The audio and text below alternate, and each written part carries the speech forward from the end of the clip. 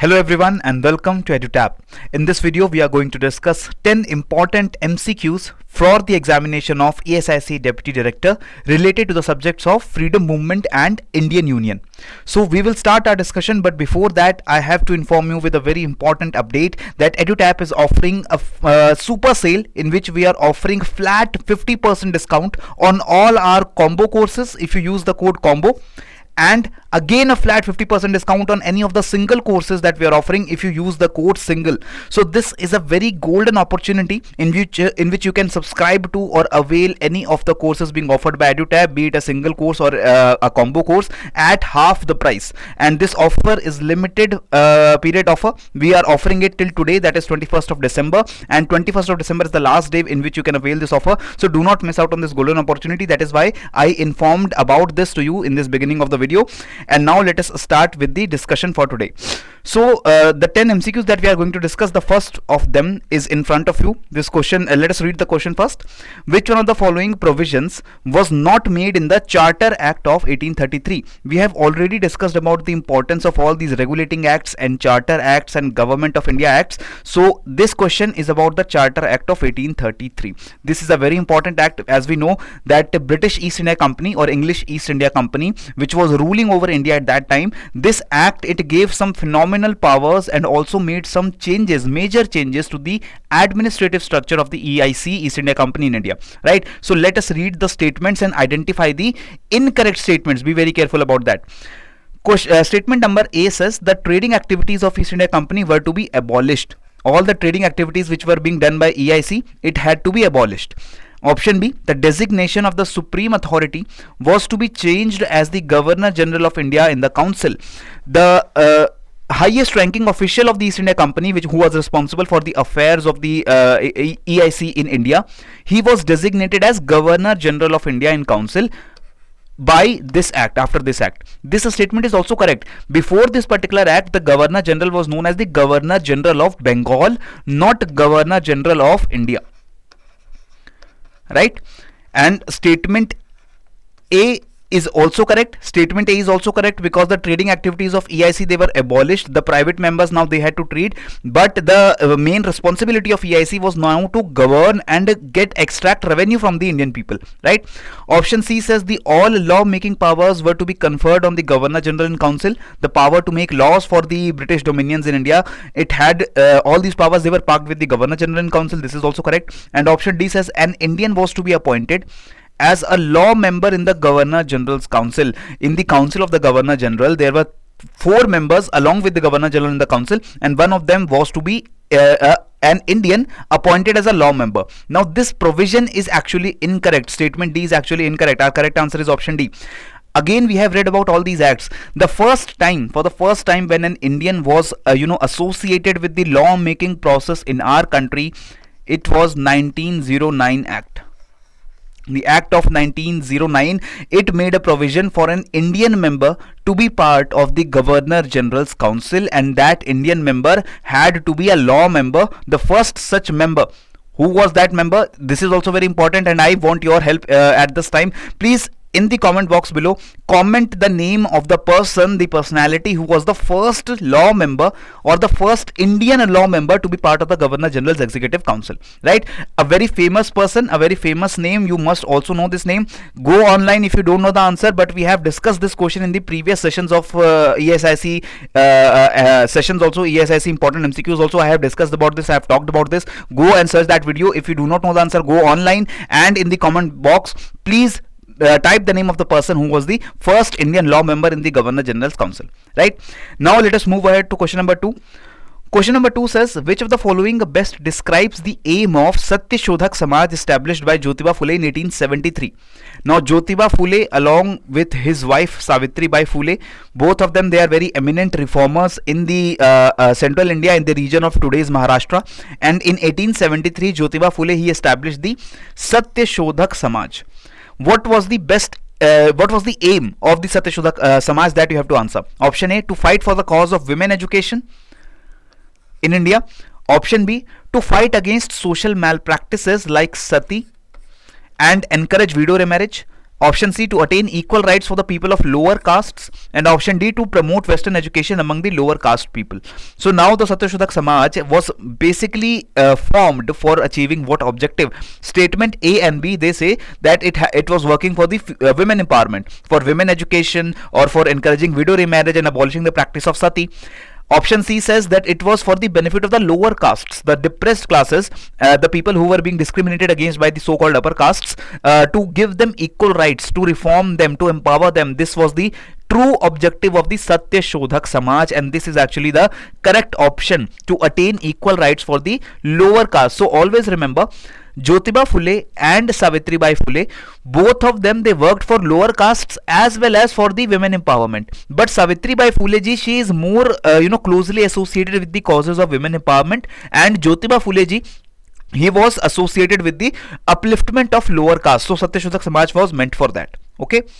Next up, let us talk about question number 3. Question number 3 is about a very important and a very famous novel, that is Anand Math. Which one of the following revolts was made famous by Bankim Chandra Chatterjee in his novel Anand Math? Anand Math is also famously the novel from which we have taken the song of Vande Mataram. And we know that Vande Mataram is, very directly associated with the feeling of nationalism and patriotism in our country. So this Anand Math novel, it was based on a certain revolt. Which of the revolt was this particular revolt? Option A is Bhil uprising. Option B, Rangpur and Dinajpur uprising. Option C, Bishnupur and Birbhum rebellion. And option D is Sannyasi rebellion. Now, this Anand Math novel, it depicted the story of the Sannyasi rebellion. Right, Sannyasi rebellion, and one of these Sannyasi songs which they used to sing during this rebellion was Vande Mataram, which was depicted in this particular novel. And then this song, it gained prominence, it became much more famous and was adopted as a kind of a national song. Right, so Sannyasi rebellion, it happened in the later part of the 18th century. In 1770s, this Sannyasi rebellion came into existence. What were the causes of Sannyasi rebellion? I would like to know, because we have also discussed about this, that before that, Battle of Buxar happened in 1764.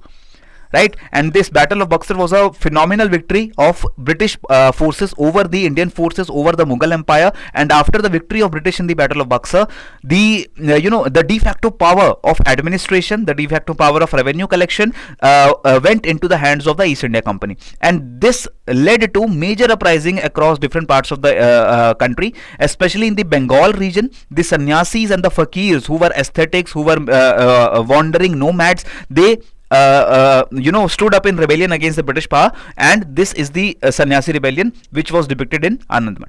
Right. Let us now jump over to question number 4. Question number 4 is about Battle of Plassey, which happened in 1757, about 5 years or about 6-7 years before the Battle of Buxar. Okay. So Battle of Plassey in 1757. What was the consequence of Battle of Plassey? What were the effects of Battle of Plassey? Statement 1 says English East India Company received right to free trade in Bengal, Bihar and Odisha.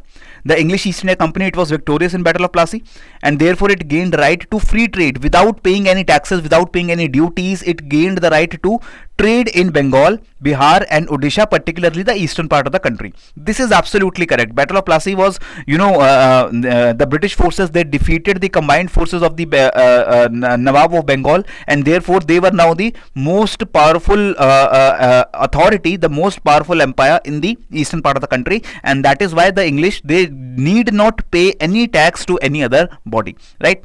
Second statement says British officials now had to pay taxes on their private trade. Whatever private trade was happening by was being conducted by the British officials, they had to pay certain taxes before the Battle of Plassey. But when they emerged victorious in the Battle of Plassey, obviously now they need not pay any tax to any other power, because they were the most prominent and most powerful authority in that region. So this second statement is not correct. It is incorrect. The British officials now need not, they need not pay any tax. They any provision which was there to tax their trade, it was abolished. Right. Third statement says the British got an upper hand over the French in South India. In southern India also, the British got an upper hand. This is an indirect consequence of the Battle of Plassey, because now they were victorious in Battle of Plassey, and now they were able to extract much more revenue. They were able to extract much more manpower. They were able to recruit more people from the northern parts of the country, from the eastern parts of the country into their armies, and this revenue, this manpower, both of them, they were channeled into the southern India. And in South India, they fought with the local kingdoms as well as with the French and the Portuguese, and they defeated them. And the defeat of other European powers was possible because Britishers, they were extracting much more resources from the northern parts of the country, and this was possible because the Battle of Plassey. In the Battle of Plassey, the British, they emerged victorious. So the correct answer has to be option B. 1 and 3 only, these two statements are correct. Clear? So next up, the fifth question of the day: who among the following was not a party? Who of the following was not a party to the coalition that fought against the British in the Battle of Buxar? In the Battle of Buxar, there was a coalition of certain Indian rulers, and on the other side, British powers, they were also assisted by some other rulers. And who of the following was not a party to the coalition that fought against the Britishers? Now, Britishers, they fought against the Mughal Emperor. Along with Mughal Emperor, there were also the Nawabs or the local rulers of the Awadh and Bengal region. So in this particular Battle of Buxar, Shah Alam II was the Mughal Emperor, so obviously he was a part of the coalition that fought against the Britishers. Shuja ud Daula was also part of the coalition, he was the Nawab of Awadh. Mir Qasim, he was also part of this coalition because his kingdom, his Bengal Nawabship was taken away by the Britishers. The Mir Jafar was not part of this coalition because Mir Jafar was actually the person who assisted Britishers against this coalition, and Mir Jafar is famously known as one of the people belonging from our continent, from our subcontinent, who assisted Britishers in gaining power over our country, right? So correct answer here has to be Mir Jafar. Okay, next up, question number 6. In the context of revenue administration of the British in India, so now we are talking about the revenue administration. Be very careful about this. Who of the following is well known for his association with the Rayotwari settlement and its implementation? We know that whenever we talk about the revenue administration, revenue systems which were introduced by the Britishers, 3 particular systems are always studied. First one is Zamindari, right? Next one is Rayotwari, and third one is Mehalwari. Now this Zamindari system, it was much more prevalent in the Gangetic plains, in the Bengal region, in the Odisha region. The Rayotwari and Mehalwari settlements, they were prominent in the southern and northwestern parts of the country respectively, right? So who was the person who was responsible for the Rayotwari settlement? Options are Thomas Munro, R.M. Bird, Sir Charles Napier, Jonathan Duncan. The correct answer here has to be Thomas Munro. Thomas Munro was the person who came up with this Rayotwari settlement. Other 3, R.M. Bird, Charles Napier, Jonathan Duncan, they assisted Cornwallis in coming up with the Zamindari system, right? So Thomas Munro is the person who came up with the Rayotwari system. Be very careful about this. It is important to know the names of these certain prominent British officers along with the governor generals and viceroys in order to answer these kinds of questions. Although we expect that nowadays questions might not be very focused on the British officials, but still it is, better safe to be sorry later, right? Next up, question number 7 is in front of you. What was the result of Carnatic Wars on the political scenario in India? Carnatic Wars were famously, fought between the British powers, assisted by some local rulers as well, against the rulers of Mysore, right? So option A says the Carnatic Wars established British supremacy in India with respect to French. Option B says Carnatic Wars proved that it was difficult for the British to defeat the native rulers of India. Now this is wrong because in Carnatic Wars, Britishers, they gained some major victories. So it is not at all true that it was difficult for the British to defeat the native rulers of India. In fact, it was surprisingly easy for the Britishers to defeat the native rulers because Britishers, they were also being helped by some native rulers. The Britishers, they are notoriously known for their policy of divide and rule. So we know that there were certain, contradictions, certain frictions between the native rulers as well. There was competition for territory and revenue amongst the native rulers as well. And Britishers, they took advantage of this divide. They, pitted one native ruler against the other native ruler, and therefore they were able to defeat and, subjugate all the important rulers, native rulers of our country, right? Option C says the Carnatic powers brought European Carnatic powers brought European powers together against their common enemies, which were native rulers. That Carnatic wars, they led to the unification of European powers. At that time, in the southern part of the country, the French were there, the Dutch were there, the English were there, the Portuguese were there, right? So, did all these European powers came together? Not at all. Actually, in these Carnatic wars, there were native rulers who were fighting on both the sides. One side was being aided by the Britishers, one side was being aided by the French. So, it was effectively French versus British. And both these European powers, they were using the native rulers as their pawns, right, as their representatives. So now you have to understand that in these Carnatic wars, actually the victory helped the British to gain supremacy over French, right? All the European powers, they were not coming together, they were actually vying for the resources for our country, they were competing against themselves. Okay, so obviously the Britishers, they were victorious in the Carnatic wars, and this established the British supremacy in India with respect to French. So the correct answer is option A. Carnatic wars established British supremacy in India with respect to French. Although we can assume, right, that option A and option C, they cannot be true at the same time. If we do not know about the impact of Carnatic wars, but still if we apply some common sense and logic, we can say that if option A is correct, if Britishers were gaining supremacy against French, then this option C cannot be correct, that they were obviously not united against the native rulers. If option C is correct, if Britishers and French and other European powers, they were united, then there is no question of British supremacy over French. So obviously we know that out of A and C, only one statement can be correct, and in this case the correct answer is option A.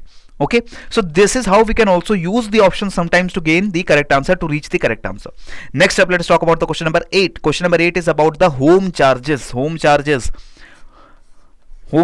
were widely criticized all around India, as well as by the British common people, also by the British politicians also, as one of the tools to impoverish our country. Which one of the following statements best describes the home charges policy adopted by the British in India? So this home charges policy, what was this? Option A says payment to the Secretary of State and his establishment at the India office in London through Indian Exchequer. The Secretary of State was an office which was established in London for governing the matters of the Indian subcontinent, and the India office was also established at London, right? So this India office was particularly is like a ministry, is like an office under the British government. This office was headed by the Secretary of State for India, right? And all the payments, the salaries, the expenditure on any of the activities which was being incurred by the India office or the Secretary of State, all this money, it was being drained out of India. The revenue which were being collected from India, those revenues were being used in order to run the affairs of the India office. Okay, so is this the home charges? Let us read the other options also. House tax in urban areas and agricultural tax, amount of investment earmarked for infrastructure development in India, charges on the transfer of finished products from England to India. So obviously we know that whenever the finished products, they were transferred from England to India, this means that they were being imported into India, and there was no charge on any import coming into India from the Britishers. Obviously Britishers did not want to impose any tax on the incoming goods into India. They wanted to encourage more imports. They wanted Indian people to buy more British goods in order to earn money. So there was no charges on transfer of finished products from England to India. This option cannot be the correct answer. Investment for infrastructure development in India, obviously we cannot be joking. We know that Britishers, they made no sincere efforts to upgrade Indian infrastructure, and if such an effort was made, it was made much later, and also to serve the British needs, not the Indian needs. This option C is also not correct. House tax in urban and agricultural tax, this is also not the correct answer. The correct answer is actually option A, that the Office of India, which was established in London, and the people who were working in that office, the Secretary of State was the officer, the leading officer, the chairman of that particular office, all the salaries, all the expenditures which were being incurred by them, they were being taken out from the Indian treasury, and therefore this was known as the home charges, right? So that you are governing our home, and therefore we are paying you some money in order to govern us, right? So this was the ridiculous policies adopted by the Britishers. Next up, question number 9. Under the permanent settlement system, the zamindars were required to issue pattas or title deeds to the farmers. However, these pattas were not issued by many zamindars. So the permanent settlement system, also known as the zamindari system. The zamindari system was brought by Cornwallis. This system basically said that all the farms, all the agricultural land, it will be entrusted to a zamindar or a landlord. The zamindar will give the title deeds. The zamindar will distribute the land amongst the farmers, among the peasants, and he will give a title deed that this is an agreement that yes, you are working on my land, or you are owner of or cultivator of this land, and you will be entitled to pay this much revenue, and you will be entitled to this much produce. Everything will be defined in these pattas. But these zamindars, they did not issue any patta. They did not give any such title deed to any of the peasants. Why were they doing so? Option A, zamindars were trusted by the farmers. That farmers, they were so trusting of the zamindars that they knew that zamindars would never do any harm to them. Zamindars are always thinking in the benefit of the farmers and the peasants, and that is why we do not need any pattas. Is this the correct reason? Obviously our common sense says this is not correct. Zamindars, they did not always were the well wishers of the peasants. Zamindars deliberately avoided issuing pattas to farmers. Yes, this is correct. The zamindars, they were deliberately trying not to give any pattas to the farmers, because they did not want to give away their authority over their land. They knew that the land is theirs according to the Britishers, and if they do not give any official title to any of the peasants, then they can exploit these peasants. They can extract as much revenue as they want from the peasants. Okay, so this is actually the correct answer. Also, let us read the option number C. It was the responsibility of the British government to issue pattas. No, it was not. It was the responsibility of zamindars. British government was not at all concerned with the affairs of the Indian masses. They were not at all interested in the governance part, and especially at this time, the governing authority was the English East India Company. It was even worse than the British government. Okay, so they were not at all concerned with the betterment or upliftment or good governance of the Indian masses. The correct answer here will be option B. Zamindars, they did not want to issue any title deeds to any of the peasants. Next up, question number 10.